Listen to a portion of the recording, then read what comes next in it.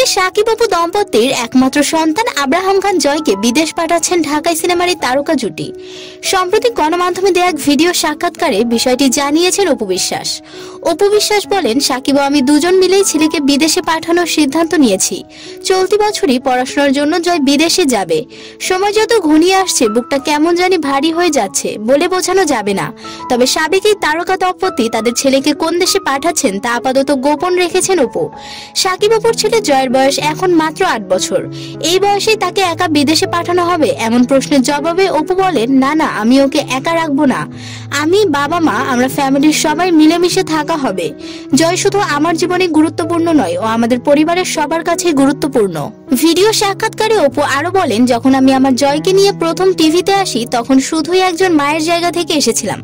এটার জন্য অনেক কথা শুনতে হয়েছে। সেই সঙ্গে এখন সামাজিক মাধ্যমটা যতটা উপকারী আমার মনে হয় তার থেকে বেশি ক্ষতিকর। মানুষ অনেক কথাই বলবে, সেগুলোকে পাত্তা দিলে নিজেদের ক্ষতি। যাই হোক, সবকিছু মিলে বছরটি সাজিয়েছি।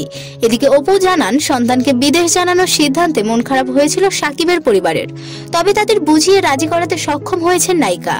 দর্শক, এই পর্যায়ে একটি কথা না বললেই নয়, এই চ্যানেলটির সমস্ত ভিডিও শুধুমাত্র বিনোদনের জন্য। চ্যানেলটির অনেক ভিডিওতে রূপকর্থে অনেক সময় জনপ্রিয় নায়ক, নায়িকা, শিল্পী ও কলাকুশলীদের নাম ও ছবি ব্যবহার করা হয়েছে, যা শুধুমাত্র বিনোদনের জন্য। তাই দয়া করে ভিডিওটি বিনোদন হিসেবে গ্রহণ করবেন। ধন্যবাদ।